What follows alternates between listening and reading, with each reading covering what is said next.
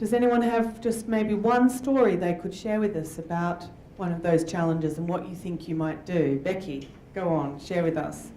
Was it power?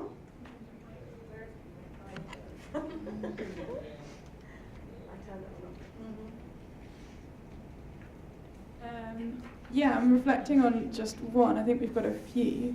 I think one of the biggest struggles we have at the minute is figuring out how to work with private sector with a level of equity. And I'll keep this story short, but we were trying to partner, well, we were partnering with a big private engineering firm who, and I think our brokers didn't have enough time, maybe, to put those initial steps in first. So when it came to actually starting the work, there wasn't the level of respect, openness, trust that maybe we would have liked, and the ways of working that they worked undermined our relationships with our local partners. So we established that with our local partners. And there are a few things that maybe our team had to take some courage to push back and say, this is how we make decisions. This is kind of some examples of, the engineering private sector coming back saying, well, they can't be on our team or our board because they're too junior, they haven't got enough experience, and then the team pushing back saying they're the most experienced and senior person in the organisation, so they have to be, and 50% of the board has to be female because that's our principles, and we need to. And I think because we didn't have that relationship building before, and maybe in a humanitarian response there isn't always the time to do that, you're then trying to figure that out as you're doing a humanitarian response. So. Thank you. Very challenging in rapid formation of partnerships, but it also can be about knowing internally the things that are really important to you so that you're able to negotiate around those things or explore those things quite quickly and quickly and early, because those things, as you say, can lead to very detrimental effects. It's also this thing that ways of working can't be exactly what one partner does or exactly what the other does.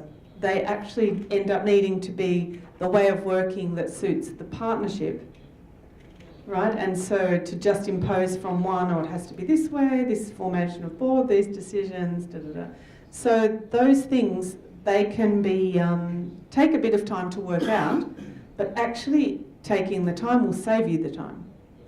Because by sorting them out early, then you can run. If you jump in, then you stumble. And there's no running. So it can feel like you're just starting to walk, but we all learn to walk before we run. So it's actually can be wise to do that. So thank you for sharing that example. What I've given you there, just on the handout, is something actually about mindsets and skills that can be important for people working or brokering partnerships. And what I'd like you to do, have I put a slide about this? Yeah, I have. Well, I'm not going to go through this, I'm going to let you read it, but some of them you might think, yeah, that's pretty obvious, that's people working in partnerships or especially brokering them need these skills, but maybe some of them you thought, oh, that's surprising. They all depend on the circumstances, the timing, what's going on for the partnership, and brokers actually are always needing to work out, which hat should I wear today? Am I coaching today? Am I facilitating today? Am I negotiating today? Is it most important that I listen and bring deep empathy today? What is needed now is a key question in partnering and takes deep presence and sensing and listening of those people around us, connecting actually to our humanity first and the humanity of the other. So the chance for you is to have a little think about yourself. And I'm going to get you to scribble on the page or somewhere else if you like. On the left-hand side of those skills and mindsets. Can I just point out they're on the back of the partner? Yes, on the back of the cycle. Sorry, it's on the two-sided thing. So on the left-hand side, I want you to put a score out of 5, where 5 is most important. How important is this skill in your role? So how important is empathy? How important is negotiation? How important is coaching? Out of 5, down one side.